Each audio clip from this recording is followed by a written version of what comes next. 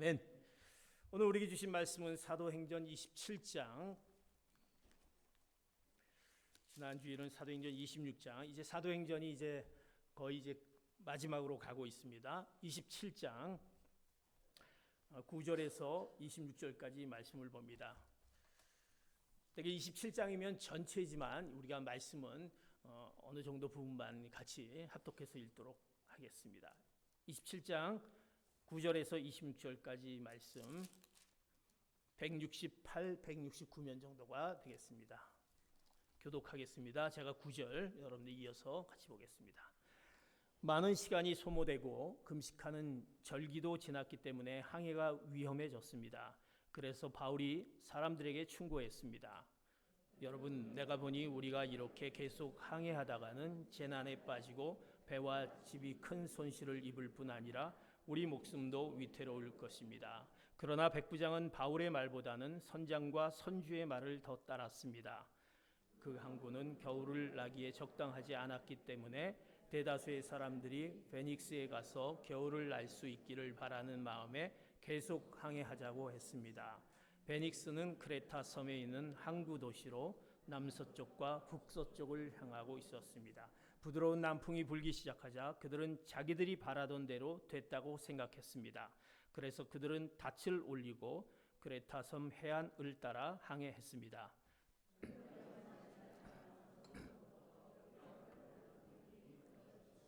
배가 폭풍에 휘말려 방향을 잡을 수가 없었습니다. 그래서 우리는 배가 가는 대로 내맡기고 표류하다가 가우다라는 작은 섬 아래쪽을 따라 지나면서 간신히 거룩배를 바로 잡을 수 있었습니다.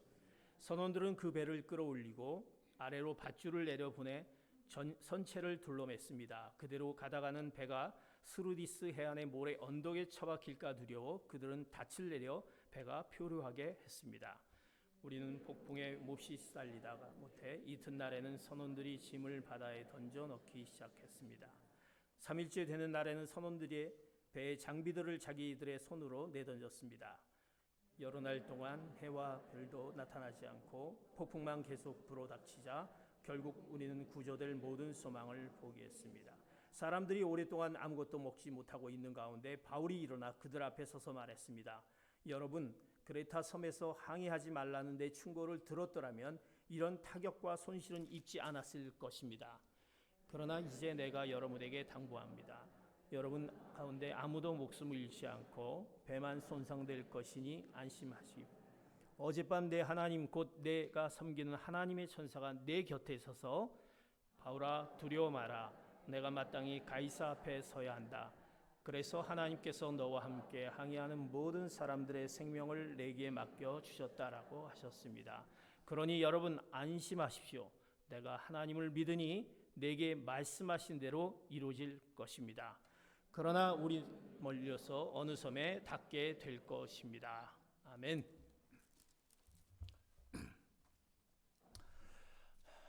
지난주일 사도행전 26장을 통해서 우리가 쓰는 언어들이 어떤 언어들을 사용할까? 언어의 영향력은 굉장히 큰 것을 보게 됩니다. 그래서 사도 바울의 그가 쓰는 언어를 통해서 우리가 하나님의 그 자녀로서 우리의 언어들은 그리스도로 해석된 그 언어, 그 한결같은 능동적인 언어를 우리가 사용해야 된다라고 말씀을 또 같이 보았습니다. 또 이어서 우리의 입에서 언어는 복음적인 언어, 우리 입에서 복음을 전하는 언어를 사용해야 된다.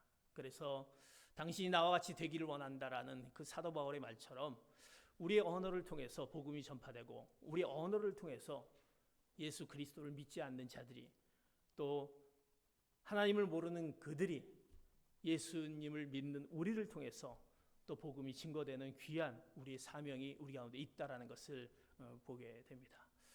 오늘은 이어서 사도행전 27장을 통해서 또 사도 바울이 이제 사도 바울의 마지막 어떻게 보면 그의 마지막 여정이 되겠습니다. 그가 이제 로마로 가게 되는데 물론 그의 그가 갖고 있는 죄명은 정확하게 나오지 않았지만 그날 로마로 가게 되는 그 배에서 그 기간에 있었던 사건이 나오게 됩니다.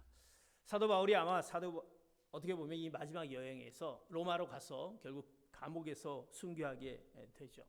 이제 그가 로마로 가는 배, 그 호성, 어떻게 보면 그 로마로 가는 호성이 배를 통해서 이제 그가 이동하게 되게 되는 것을 보게 됩니다. 그런데 그 배를 타고 가는 중에 이제 폭풍이 많이 올 수 있는 그 계절을 지나게 됩니다.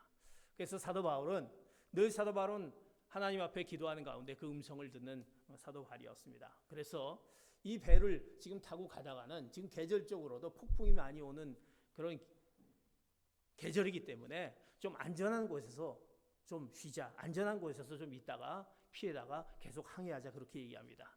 그런데 이제 이 호성의 그 대장을 맡고 있는 백부장 그 율리오는 그 말을 듣지 않고 선장과 선주의 말을 듣고 이제 항해를 계속 하게 되는 것을 보게 됩니다. 그러면서 이제 아니나 다를까 그 배는 이 배가 호송하는 기간에 태풍을 만납니다. 우리가 성경에 나와 있는 대로 유라굴라라는 굴러라는 태풍을 만나게 됩니다. 이 태풍은 아주 엄청난 태풍입니다. 어떻게 보면 철로 만든 배들도 완전히 뒤집힐 수 있는 그런 태풍을 만나서 정말 어려운 가운데 지금 있게 되는 상황이 되게 됩니다. 그래서 이제 태풍을 만나서 이게 막 거의 어려운 가운데 있는 가운데 이 배가 어디로 쓸려가게 되냐면 성경 본문에 보면 스루디스라는 그 모래섬에 이제 걸리게 되면서 이 걸리게 되지 않을까 두려워 표류했다라고 표현하고 있는데, 이제 큰 폭풍이 일어나게 되면 이 바닷속에 어떤 그 소용돌이가, 바닷속에서도 소용돌이가 일어나면서 큰 모래섬을 만들게 됐는데, 그 모래섬의 길이가 보통 50m, 100m 정도의 그 모래섬이라는 스루디스랍니다. 그래서 이제 그 스루디스라는 그 모래섬에 이 배가 이제 폭풍이 치니까 이제 이거에 만약에 걸리게 되면 빠져나가지 못하기 때문에 이제 두려운 가운데 이제 그들이 이제 표류하게 되었다라고 성경은 표현하고 있습니다. 그들이 이제 어려운 가운데 배가 폭풍우를 만나 어려운 가운데 있는 것을 보게 됩니다. 자, 그들이 그랬을 때 그 상황에 어떤 상황, 이런 상황에서 어떤 그들이 취하는 태도가 사도행전 27장 18절에서 27절 이런 태도를 취하게 됩니다. 같이 말씀을 봅니다. 18절 20절. 우리는 폭풍에 몹시 시달리다 못해 이튿날에는 선원들이 짐을 바다에 던져넣기 시작했습니다. 3일째 되는 날에는 선원들이 배의 장비들을 자기들의 손으로 내던졌습니다. 여러 날 동안 해와 달도 나타내지 않고 폭풍만 계속 불어닥치자 결국 우리는 구조될 모든 소망을 포기했습니다. 그 엄청난 폭풍 앞에 이제는 이 배가 견딜 수 없다. 그래서 이제 그 안에 선원들, 그 모든 그 안에 배에 탄 사람들이 장비들을 다 던져버립니다. 바다에 던집니다. 그리고 그 선장과 선원들은 그들이 쓰고 있는 배를 또 고치기 위해 있는 연장들도 다 바다에 던져버리게 됩니다. 그러면서 오늘 본문에 얘기했듯이 뭐라고 하냐면 우리는 도저히 살 수 없구나. 우리는 이제 도저히 구원의 여망이 없구나. 그리고 죽을 날만 기다리고 있다라고 오늘 표현하고 있습니다. 구조될 모든 소망을 포기했습니다. 이제 이런 태풍을 만나니 우리는 더 이상 이제 살 길이 없다라면서 그들은 표현하고 있다라는 것입니다. 죽을 날을 기다리며 왜 이런 어려움이 우리 가운데 또 닥치며 우리는 이제 살 길이 없다라고 그들의 포기된 상태에 있는 그들의 모습을 보게 됩니다. 사랑하는 성도 여러분, 우리 인생 여정 가운데 우리도 이런 폭풍과 어려움을 만나게 되지 않습니까? 우리 가정 가운데 내가 하는 직장과 일터와 예기치 않은 그런 폭풍이 우리 가운데 만나게 될 때 여러분들은 그 다음 어떻게 해야 될까? 이 어려움을 내가 어떻게 해야 될까라는 생각 가운데 우리가 있는 저희들을 보게 됩니다. 그런 폭풍 가운데, 그러나 그 폭풍 가운데 하나님께서 우리들을 만나십니다. 사도 바울은 그 가운데서 하나님이 그 사도 바울에게 함께 하셨던 것을 보게 됩니다. 그러면서 사도 바울이 늘 하나님과 함께 했던 그 사도 바울을 통해서 하나님이 말씀하시는 메시지가 있다라는 것입니다. 우리에게 폭풍 가운데 만나는 하나님이 우리의 어려운 가운데 만나는 하나님이 우리에게 말씀하고 있습니다. 뭐라고 말씀하실까? 오늘 첫 번째로 하나님이 우리에게 이렇게 말씀하고 있습니다. 사도행전 27장 22절, 25절 같이 봅니다. 시작. 그러나 이제 내가 여러분에게 당부합니다. 여러분 가운데 아무도 목숨을 잃지 않고 배만 손실 것이니 안심하기 바랍니다. 어젯밤 내 하나님 곧 내가 섬기는 하나님의 전사가 내 곁에 서서 바울아 두려워 마라. 내가 마땅히 가이사 앞에 서야 한다. 그래서 하나님께서 너와 함께 항해하는 모든 사람들의 생명을 내게 맡겨 주셨다라고 하셨습니다. 그러니 여러분 안심하십시오. 나는 하나님을 믿으니 내게 말씀하신 대로 이루어질 것입니다. 폭풍 가운데 많은 하나님께서 우리에게 말씀해 주시는 것은 이제 사도 바울의 행동을 가만히 보시기 바랍니다. 우리에게 말씀해 주신 것은 하나님과 연결되어 있느냐, 하나님과 연결되어 있어야 한다라는 것입니다. 사랑하는 성도 여러분, 내가 폭풍 가운데 여러분 누구와 연결되어 있습니까? 하나님과 연결되어야 한다라고 하나님은 사도 바울의 이 태도를 통해서 우리에게 말씀해 줍니다. 사도 바울이 오늘 뭐라고 얘기하냐면 그 가운데 있을 때 뭐라고 하냐면 안심하라 라는 얘기를 오늘 22절과 25절에 두 번에 걸쳐서 말씀하시는 것을 봅니다. 사도 바울이 안심하라 안심하라. 근데 안심하라고 얘기했던 것은 폭풍이 그쳐서 안심하라고, 폭풍이 그치니까 안심하라고 얘기했습니까? 폭풍은 여전히 불고 있습니다. 파도는 거세게 몰아치고 있습니다. 살 가망이 없습니다. 그런데 이 상황 가운데 사도 바울이 얘기하는 것이 안심하라 이렇게 얘기합니다. 안심하십시오. 이제는 마음을 놓으십시오. 나도 두려워했었던 사람이다 라고 얘기하면서 안심하라 얘기합니다. 어떻게 사도 바울이 그 가운데 이 얘기를 할 수 있었겠습니까? 사도 바울은요 이 폭풍 속에서도 하나님과 연결되어 있기 때문입니다. 이 어려운 가운데서도 하나님과 연결되어 있었다. 그러기에 우리가 하나님께서 말씀해 주신 것은 하나님과 연결되어 있느냐, 지금 너의 그 폭풍 가운데 있는 그 어려운 가운데 있을 때 하나님과의 연결고리를 지금 계속 붙잡고 있느냐라고 말씀하고 있다라는 것입니다. 사랑하는 성도 여러분, 신앙이라는 것이 무엇입니까? 많은 사람들이 신앙이라고 하면 기적의 연속을 생각합니다. 내가 신앙을 갖고 있으면 기적이 일어난다. 이것이 계속적으로 일어나야지. 내가 하나님을 믿고 있으니 태풍이 몰아쳐도 내가 하나님께 기도하면 내 기도를 들으시고 이 폭풍을 잠잠케 할 것이다. 이 모든 것이 다 해결될 것이다 라고 생각하는 것이 우리가 신앙이라고 생각합니다. 그래서 그 기적을 경험한 사람들은요 이제 간증을 하러 다닙니다. 내가 이런 경험을 했습니다. 그래서 또 그거 간증에 또 쫓아다니는 사람도 있다는 것입니다. 근데 그것이 진짜 신앙의 전부일까요? 본문은요 신앙이라는 것은 모두 태풍 속에 있다는 것입니다. 우리의 폭풍 가운데 신앙이란 무엇인가라는 것을 오늘 말씀해주고 있다는 것입니다. 바울은요 하나님과 연결되어 있었습니다. 그리고 하나님을 믿는 자였습니다. 그 결과 어떻게 됐습니까? 하나님과 분명히 연결되었고 믿었는데 그러면 태풍이 멈췄습니까? 멈추지 않았다는 것입니다. 똑같이 태풍이 왔습니다. 바다도 일어나고 있습니다. 두려움도 똑같이 그가 생겼다라고 얘기합니다. 환경은 변하지 않았습니다. 그러나 사도 바울의 태도는 유독 달랐는데 무엇이 달랐습니까? 안심하라 얘기할 수 있는, 안심하라, 이제는 안심하십시오. 이것이 신앙 아닙니까? 이것이 기적이 아니겠습니까? 똑같이 고통받는 가운데서도 홀로 태도를 달리할 수 있었던 것 무엇이냐? 하나님과 연결되어 있기 때문에, 하나님과 늘 그 끈이 연결되어 있던 그 바울이기 때문에 그가 그 입에서 이런 얘기를 할 수 있었다는 것입니다. 이 속에 숨어있는 것은 우리에게 하나님과 연결되어 있느냐, 폭풍 가운데 만난 하나님께서 우리에게 말씀해 주신 것은 너희들 나와 연결되어 있느냐라고 말씀하고 있다는 것입니다. 사랑하는 성도 여러분, 여러분은 어떠십니까? 하나님과 연결되어 있습니까? 늘 하나님의 말씀을 듣고 있습니까?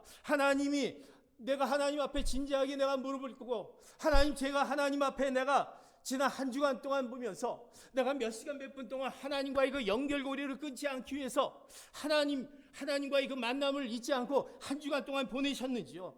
내 마음을 하나님 앞에 드리는 그런 시간들을 갖기를 소원하며 간절히 내가 하나님 앞에 있었던 적이 있었는지요? 사랑하는 성도 여러분, 하나님과의 연결, 하나님 우리에게 말씀하십니다. 너희들이 그 폭풍 가운데 하나님과의 연결점이 있어야 된다, 연결되어 있어야 된다라고 말씀하고 있다라는 사실입니다. 그럴 때 우리 가운데 우리 폭풍 속에만 나오는 하나님이 우리 가운데 허락하시는 그 하나님의 그 놀라우심을 경험하게 되는 것입니다. 믿음이 있는 자의 삶은 어떻습니까? 우리의 환경이 바뀌는 것은 아닙니다. 우리가 예수를 믿는 사람과 안 믿는 사람의 차이는 어디에 있다고 생각합니까? 믿지 않는 사람은 풍랑이 불어닥칠 것이고 어려움이 있을 것이고, 믿는 사람은 풍랑이 오다가 딱 멈출 것이고, 혹시 그렇게 생각하고 있지 않습니까? 믿는 자나 믿지 않는 자나 폭풍이 오고 어려움이 옵니다. 또 질병이, 믿지 않는 자들은 질병이 오고 믿는 자들은 질병이 떠나고, 그렇습니까? 똑같이 질병이 옵니다. 똑같이 어려움 가운데 병이라는 속에 우리가 살고 있다는 것입니다. 또 우리가 사고를 당하는 것도 똑같다라는 것입니다. 그 확률이 똑같다라는 것입니다. 예수 믿는 사람이나 안 믿는 사람이나 풍랑이 찾아오고 두려움도 찾아옵니다. 그런데 무엇이 다른가라고 생각했을 때 그것은 바로 믿음을 갖고 있는 사람, 하나님과 연결된 사람, 그 믿음은 그 모든 두려움 가운데 이기는 힘이 그 가운데 있다라는 것입니다. 그래서 오늘 25절에 뭐라고 했냐면 내게 말씀한 그대로 되리라라는 그 믿음이 그 가운데 있기 때문에, 그 믿는 사람은, 하나님과 연결점이 있는 사람들은, 하나님과 연결된 사람들은 그들 가운데 소망과 위로가 그들 가운데 있다라는 것입니다. 그들에겐 소망이 있습니다. 위로가 있습니다. 그러기에 사도 바울이 얘기한 것처럼 안심하라 이렇게 얘기할 수 있다라는 것입니다. 우리가 폭풍 가운데 있어도 안심하라. 왜? 내가 믿는 하나님이 우리 가운데 계시니 안심하라. 왜? 그분이 우리를 향해서 해주는 것을 내가 믿고 있기 때문에 내 두려움과 내 어려움과 또 낙심과 이런 모든 것들 나는 겁낼 필요 없다라고 그가 고백할 수 있다라는 사실입니다. 사랑하는 성도 여러분, 하나님과 연결되어 있는 사람에게는 소망과 위로가 있습니다. 우리의 마음만이 안심하는 것뿐만이 아니라, 나만이 안심되는 것이 아니라 우리 주위 사람을 안심시킨다는 말입니다. 우리 믿는 사람, 하나님과 연결된 사람을 통해서 안심시키게 됩니다. 여러분이 믿는 자들이기 때문에 여러분의 그 이웃들과 여러분의 가족들과 여러분이 속해 있는 주변의 어려움 가운데 있는 그들에게 소망과 위로를 줄 수 있는 그런 그리스도인이 될 수 있다는 것입니다. 그것은 하나님과 연결되어 있을 때만이, 하나님과 연결되어 있을 때만이 우리가 표현할 수 있는, 우리가 그들에게 줄 수 있는 소망과 위로인 것입니다. 사랑하는 성도 여러분, 인생의 풍랑 속에서 만나는 하나님께서 말씀합니다. 매 순간 하나님과 연결되어 있기를 예수 그리스도의 이름으로 축복합니다. 하나님과 연결되어 있느냐, 이것을 잃지 말아야 될 것입니다. 풍랑 속에서 만나는 하나님은 또 우리에게 또 말씀하십니다. 오늘 사도행전 27장 29절에서 32절 같이 말씀 봅니다. 시작. 우리가 암초에 부딪히게 될까 두려워 선원들은 고물에서 4개의 닻을 내리고 날이 밝기만을, 그런데 선원들은 도망칠 속셈으로 뱃머리에서 닻을 내리는 척하면서 거룻배를 바다에 띄웠습니다. 그때 바울이 백장과 군인들에게 말했습니다. 이 사람들이 배 안에 같이 있지 않으면 당신들도 구조되지 못할 것이요. 그러자 군인들은 거룻배에 묶여있던 밧줄을 끊어 거룻배에 떼버렸습니다. 이제 오늘 본문 말씀에 보면 선원들은 암초에 이제 걸릴까봐 두려웠습니다. 선원들은 누구보다 배에 대해서 너무나 잘 알고 있지 않습니까? 그 파도, 그 풍랑을 너무나도 잘 알고 있습니다. 그러면서 이렇게 지금 이런 어려운 가운데 있는 것을 보면서 선원들은 이제 성경 본문에 보면 14일째 되던 날에 이제 그 배가 막 풍랑 속에 있으면서 무태에 가까이 왔음을 직감하게 됩니다. 그래서 육지에 가까이 왔음을 직감하게 됐다 그럽니다. 그래서 이 선원들은요, 오늘 말씀해 보면 그들이 닻을 내리는 척하면서 바로 거룻배를 바다에 내린다라고 본문 나와 있습니다. 거룻배라는 것은 구명정입니다. 왜 선원들이 구명정을 내릴까? 그들이 도망가려고 하기 때문입니다. 이 상황 가운데 이제 빠져 죽을 것 같다. 가까이 왔지만 죽을 것 같으니까 자기들이 먼저 살려고 이제 구명정을 내리게 됩니다. 어떻게 보면 뺑소니 치려고 하는 그들을 보게 됩니다. 근데 그것을 사도 바울이 그것을 알게 됩니다. 그래서 이것을 백부장에게 얘기합니다. 저희들이 도망치려고 합니다. 그렇게 얘기합니다. 만약 저희들이 도망치면 이젠 더 이상 다 죽게 될 것입니다. 선장과 그 선원들이 그 배를 움직이는 그 자들이 도망치면 이제 우리는 어떻게 가겠다라는 겁니까? 라고 바울이 이 백부장에게 얘기합니다. 그래서 이제 백부장은 군인들을 시켜서 그 구명정에 묶여 있는 밧줄을 끊게 되는 것을 보게 됩니다. 그 상황이 오늘 본문에 읽었던 상황입니다. 그런데 그 후에 사도 바울의 행동이 뭐라고 하냐면, 사도 바울의 그런 행동이 있은 다음에 사도 바울의 행동을 보십시오. 자, 오늘 사도행전 27장 34절 그의 행동이 이런 행동을 합니다. 시작. 그러므로 이제는 여러분이 음식을 둘 것을 권합니다. 그래야 살아남을 수 있습니다. 여러분 가운데 어느 누구도 머리카락 하나라도 잃지 않을 것입니다. 이런 상황이 있는 가운데 사도 바울이 어떤 일을 하냐면 갑자기 배에 남아있는 음식을 나눠주기 시작합니다. 찾아다니면서 그 사람들, 거기 배에 있는 사람들, 성경에는 그 배에 있는 사람들이 276명이라고 나와 있습니다. 음식을 막 나눠주기 시작합니다. 그러면서 이것이 너희를 위해서 너희들이 살아남을 수 있는 이 유일한 그 많은 그 힘들고 어려운 풍랑 속에서 제대로 먹지도 못하고 어려웠는데 이제 그 먹는 것을 사도 바울이 지금 나눠주고 있다는 것입니다. 그런데 또 말씀 가운데 오늘 말씀이 뭐라고 그랬냐면, 이 말씀이 뭐라고 하냐면 어느 누구도 머리카락 하나라도 잃지 않을 것이다. 나눠주면서 너희들 걱정하지 마라. 너희들은 절대로 죽지 않을 것이다 라고 이렇게 얘기했다는 것입니다. 좀 굉장히 이상하지 않습니까? 예? 지금 그들은 도망가려고 하고 있는데 선장과 선주들은 도망가려고 하는 것을 사도 바울이 이제 백부장에게 고하지 않습니까? 근데 뜬금없이 음식을 그 다음에 또 나눠주기 시작합니다. 그러면서 나눠주면서 너희들 걱정하지 마라. 머리카락 하나라도 상치 않을 것이야. 그래서 음식을 나눠줍니다. 좀 사도 바울이 이상하지 않습니까? 머리카락 하나라도 잃지 않는 거라는, 그거는 사도 바울이 하나님과의 연결점이 있기 때문에, 그가 믿음이 있기 때문에 이렇게 얘기할 수 있죠. 그렇다면 뭐 이제 기다리면 하나님께서 구해주지 않겠느냐? 하나님이 구해줄 수 있지 않습니까? 구해주는데 뭐 갑자기 음식을 나눠주면서 이거 먹어야 돼, 이거 먹어야지 살아, 이렇게 얘기합니다. 왜 도망가는 선원들을 왜 붙잡았는지, 하나님이 살려준데 뭐 선원들이 도망가는 무슨 소용이 있겠습니까? 왜 그들을 붙잡았는지, 또 왜 먹을 것을 권하고 있는지, 이 안에 굉장히 중요한 하나님께서 우리에게 주신 말씀이 있다라는 것입니다. 하나님은요, 우리 어려움 가운데 있을 때 하나님은 그 어려움을 해결하기 위해서 하나님은 늘 우리와 같이 동역하시기를 원하시는 분이 하나님이십니다. 하나님은 우리와 늘 함께 뭔가 일을 하시기를 원하는 분이 하나님이시다라는 것입니다. 하나님은요, 혼자 하셔도 되지 않습니까? 하나님의 능력 있는 하나님이니까 하나님이 모든 걸 해결해도 되는데 하나님은 그렇지 않다라는 것입니다. 하나님은 늘 우리에게 할 일을 우리에게 지시하고 있다라는 것입니다. 무엇인가? 나는 내가 할 몫이 있고 너희들이 할 몫이 있다라는 것을 하나님이 우리에게 알려주시는 그 교훈이 있습니다.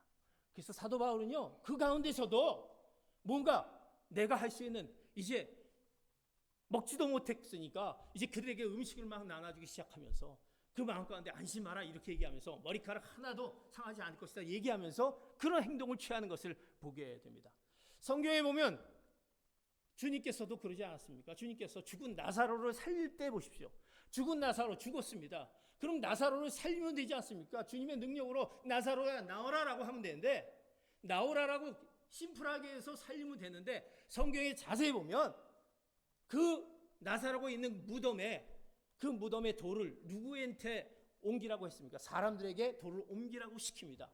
그런 다음에 나사로야 나오라라고 한 다음에 그 옆에 있는 사람에게 그 나사로의 몸에 있는 천을 풀라라고 얘기합니다.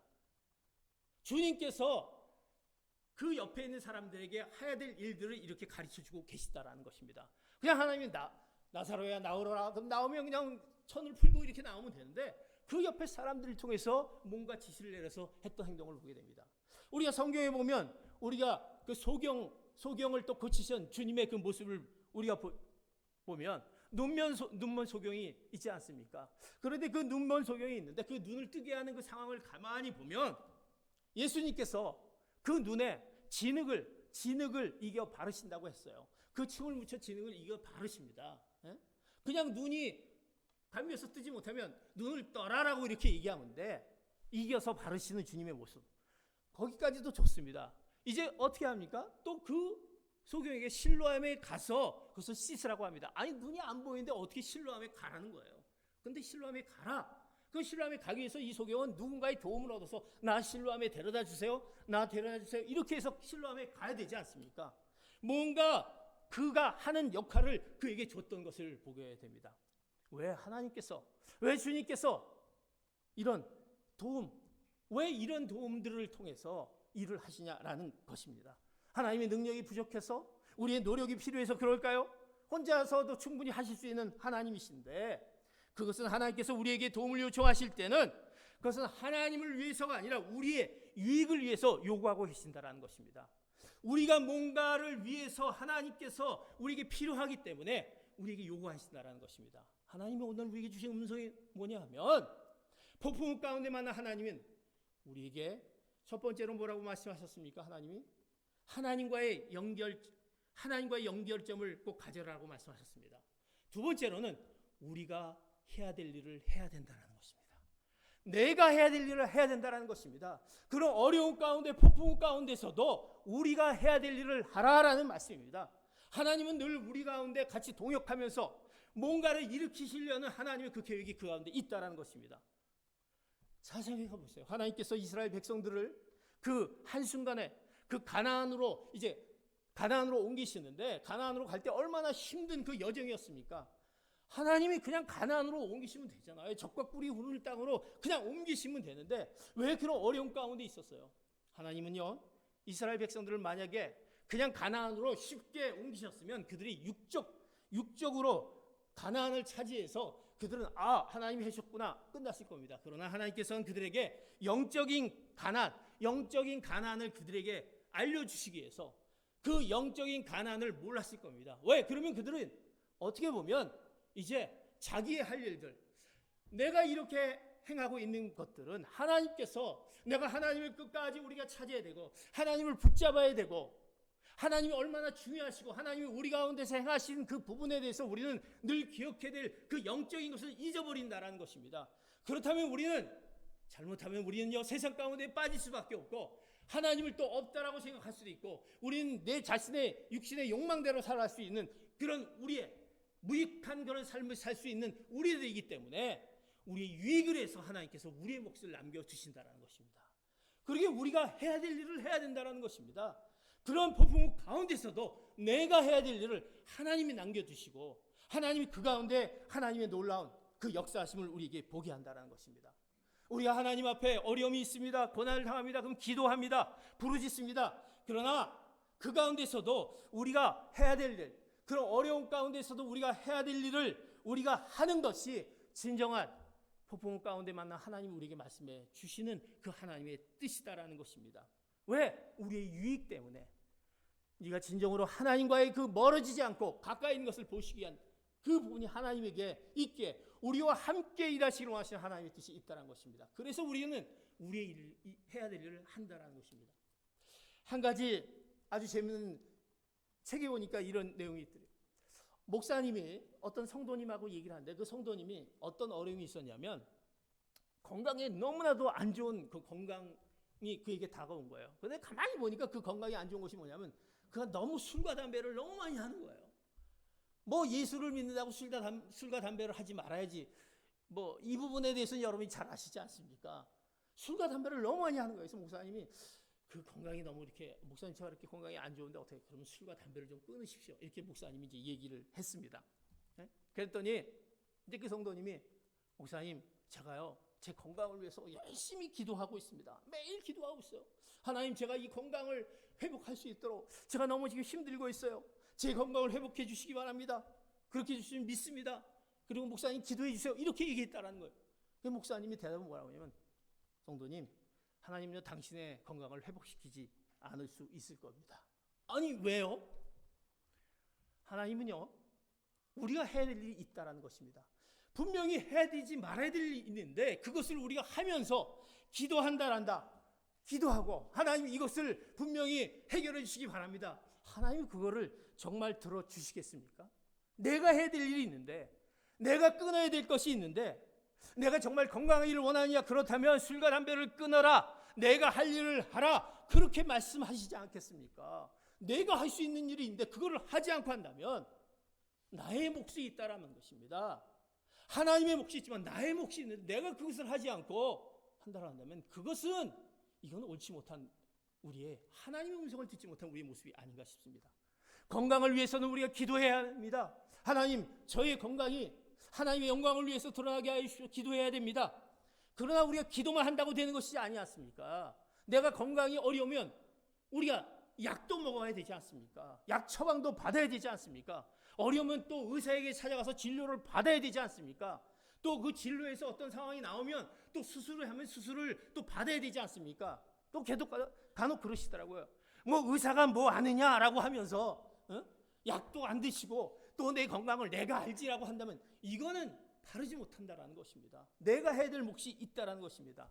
하나님 우리에게 약을 통해서 의사를 통해서 또 우리가 알아야 될 것을 통해서 하나님이 그것을 통해서 우리에게 그 놀라운 은혜를 허락해 주십니다. 그것은 우리가 해야 될 일을 해야 된다라는 사실입니다. 사랑하는 성도 여러분, 신앙생활을 하면서 우리는 이런 함정에 빠지기 쉽습니다. 신앙생활을 하면서 나는 신앙생활을 하면서 내가 왜 이렇게 신앙 성장, 성숙이 되지 않을까? 똑같아. 뭐 시간이 지나도 10년, 20년이 지나도 나는 성장되지 않은 내 모습을 보면서 하나님, 제가 신앙이 좀 성장될 수 있도록 기도합니다. 제가 이렇게 기도합니다. 그런데 응답이 없어요. 똑같은 것 같아요. 그것은 뭡니까? 내가 할 일을 등한시했다라는 것입니다. 내가 신앙 성장과 성숙을 위해서 내가 할 일이 있다라는 것입니다. 전혀 변화가 없어요. 그저 나는 내 삶이 똑같다라는 것입니다. 내가 할 일을 하지 않은 채로 그렇게 구한다라고 한다면 이것은 분명히 잘못된 부분이다라는 것입니다. 우리의 신앙의 성장을 위해선 우리가 무엇을 해야 됩니까? 정말 하나님의 말씀 앞에 하나님이 나에게 말씀해 주시고 그 말씀대로 살아가려고 애쓰고 있는지, 내가 예비자로 나와서 하나님 앞에 간절히 너희들이 구하라 말씀하시면 내가 정말 하나님께서 구함에 대해서 믿고 내가 간구하고 있는지, 내가 하나님 앞에 헌신 봉사라는 그 말씀 앞에 내가 그 말씀을 듣는지, 또 내가 신앙인으로서 이제 우리가 끊어야 될 부분이 있습니다. 하지 말아야 될 부분이 있습니다. 만나야 되지 말아야 될 부분이 있습니다. 보지 말아야 될 부분이 있다는 것입니다. 나의 생활 습관과 태도 이런 것을 바꿔야 될 것이 있습니다. 또 하나님이 나에게 허락하신 부분에서 마땅히 우리가 들어야 될 하나님이 우리가 허락하신 축복에 대해서 그것에 감사하는 우리의 그 모습도 있어야 됩니다. 그런데 그런 것이 아무것도 없는 상태로 내 성장은, 내 신앙은 왜 이럴까? 이렇다고 한다면 하나님 우리에게 말씀하십니다. 내가 지금 해야 될 일을 하라. 우리에게 그렇게 말씀하지 않겠습니까? 하나님은 우리의 어려운 가운데서 하나님은 우리에게 말씀해 주신 사도 바울이 그렇게 안심하라 얘기하면서 그가 해야 될 그런 어려운 가운데서 해야 될 일을 하면서 그들에게 다가가서 위로와 소망을 줬듯이 우리는 분명히 우리에게 폭풍 가운데 만난 하나님께서는 우리에게 말씀합니다. 내가 하나님과 연결되어 있어야 한다. 그 연결되어 있는 것을 너희들이 끝까지 붙잡고 있어야 된다. 그리고 내가 할 일을 하라라고 말씀합니다. 하나님의 목, 우리의 목, 우리가 하나님을 믿고 나갈 때, 그 말씀을 믿고 나갈 때, 내가 해야 될 몫을 할 때 하나님께서 우리를 통해서 우리의 폭풍우 가운데 우리의 그 폭풍우를 잔잔케 하고 그 폭풍우 가운데 그 폭풍 속에서 어떤 뜻을 우리에게 허락하신지 그 뜻을 발견하게 될 것입니다. 사랑하는 성도 여러분, 하나님이 말씀하십니다. 하나님과 연결되어 있느냐? 혹시 여러분들이 세상 가운데 늘 그것 가운데 연결되어 있어서 하나님과의 연결점을 잊어버리고 있지 않습니까? 지금 우리가 해야 할 일이 있는데 그 해야 할 일을 정말 잘하고 있는지, 그렇게 하려고 애를 쓰는지, 오늘 이 시간에 말씀을 우리가 하나님 주신 말씀을 기억하면서 폭풍 가운데 만나는 하나님을 우리 가운데 다시 한번 만나면서 하나님과의 귀한 그 회복의 귀한 시간이 여러분 가운데 있기를 예수 그리스도의 이름으로 축복합니다. 기도하시겠습니다.